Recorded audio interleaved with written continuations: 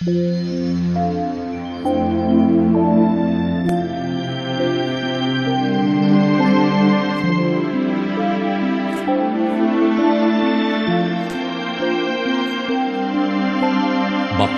ang bumabasa at ang nangakikinig ng mga salita ng hula at tumutupad ng mga bagay na nangasusulat doon, sapagkat ang panahoy malapit na.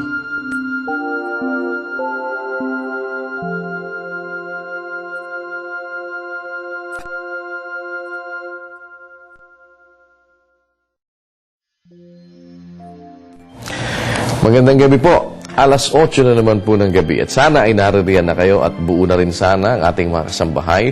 Tawagin nyo na po sila. Oras na naman para tayo ay magbigay ng pansin sa mga salita ng Diyos na nakasulat sa banal na kasulatan.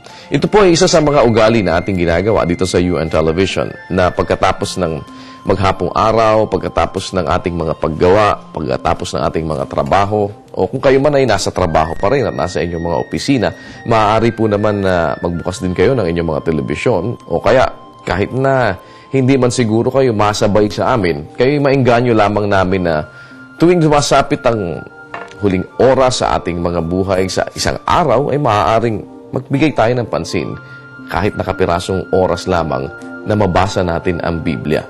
Dahil isa sa mga mahalagang bagay na maunawaan natin ay yung salita ng Diyos. Kung papaano ho na mula ng ating pagkabata ay tinuruan tayong magbasa. Mula ho nung tayo ay elementarya, high school, hanggang sa tayo nagkolehiyo, iba't ibang mga libro ang ipinababasa sa atin sa paaralan para tayo magkaroon ng karagdagang kaalaman. Lalo at higit naman po siguro na dapat natin na pagtuunan ng pansin ang kaalaman sa mga salita ng Diyos. At isa sa mahalagang bagay na ating magagawa ay ang ugaliin natin ang pagbabasa ng banal na kasulatan. Yan po ang aming pinag-aanyaya sa inyo at yan ang ating ginagawa tuwing alas 8 ng gabi dito sa UN Television. Sa ngayong gabi po, ipagpapatuloy natin ang ating mga pinasimulang binabasa sa mga talata ng banal na kasulatan. Kung wala kayong mga Biblia, sundan po ninyo sa inyong mga television screens. Narito ang pagpapatuloy ng ating pagbabasa ng mga talata ng banal na kasulatan.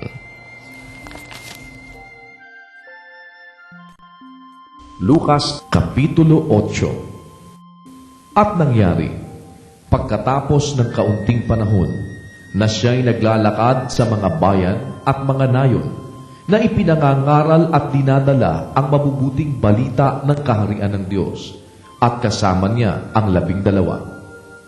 At ang ilang babae na pinagaling sa masasamang espiritu at sa mga sakit, si Maria na tinatawag na Magdalena, na sa kanya'y 7 demonyo ang nagsilabas, at si Juana na asawa ni Chuza, katiwala ni Herodes, at si Susana, at iba pang marami na ipinaglilingkod sa kanila ang kanilang tinatangkilik. At nang magkatipon ang malaking karamihang tao, at ang mga mula sa bawat bayan na nagsadya sa kanya, ay nagsalita siya sa pamamagitan ng isang talinghaga. Ang mga hasik ay yumaon upang maghasik ng kanyang binhi, at sa kanyang paghahasik, ang ilan ay nangahulog sa tabi ng daan, at napagyapakan, at ito'y kinain ng mga ibon sa langit. At ang iba'y nahulog sa batuhan, at pagsibol ay natuyo sapagkat walang halumigmig. At ang iba'y nahulog sa mga dawagan at tumubong kasama ang mga dawag at yaoy ininis.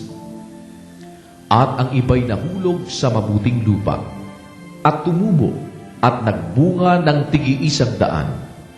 Pagkasabi niya ng mga bagay na ito, siya ay sumigaw, "Ang may mga pakinig na ipakikinig ay makinig."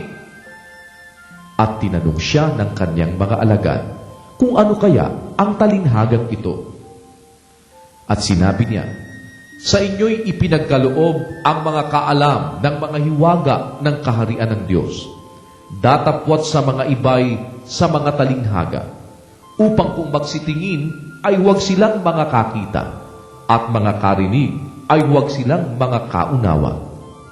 Ito ang talinghaga. Ang binhi ay ang salita ng Diyos. At ang mga sa tabi ng daan ay ang nangakinig. Kung magkagayoy, dumarating ang diablo at inaalis ang salita sa kanilang puso upang huwag silang magsisampalataya at mga ligtas. At ang mga sa batuhan ay yaong mga pagkarinig ay tinatanggap na may galak ang salita. At ang mga ito'y walang ugat, na sila sa sandaling panahoy nagsisisampalataya at sa panahon ng tukso ay nagsisihiwalay. At ang nahulog sa dawagan ay ito ang nangakinig, at samantalang sila'y nagsisiyaon sa kanilang lakad, ay iniini sila ng mga pagsusumakit at mga kayamanan at mga kalayawan sa buhay na ito, at hindi na nagbubunga ng kasakdalan. At ang sa mabuting lupa ay ang mga pusong tintiman at mabuti, na iniingatan ang salita pagkarinig at nangagbubungang may pagtitiis. At walang taong pagkapaningas niya ng ilawan ay tinatakpan ng isang banga o inilalagay kaya ito sa ilalim ng isang higaan, kundi inilalagay ito sa talagang lalagyan upang makita ng nagsisipasok ang ilaw, sapagkat walang bagay na natatago na di mahahayag o walang lihim na di makikilala at mapapasaliwanag. Ingatan ninyo kung paano ang inyong pakikinig, sapagkat sino mang mayroon ay bibigyan, at ang sino mang wala, pati ng inaakala niyang nasa kanya ay aalisin. At nagsiparoon sa kanya ang kanyang ina at mga kapatid, at sila'y hindi mga kalapit sa kanya dahil sa karamihan ng tao. At may nagsabi sa kanya, "Nangakatayo sa labas ang iyong ina at iyong mga kapatid, na ibig nilang makita ka."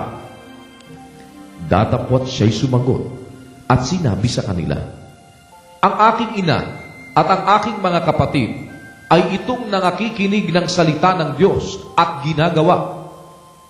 Nangyari nga sa mga araw na yaon na siya'y lumulan sa isang daong, siya at ang kanyang mga alagad, at sinabi niya sa kanila, "Magsitawid tayo sa kabilang ibayo ng dagat-dagatan."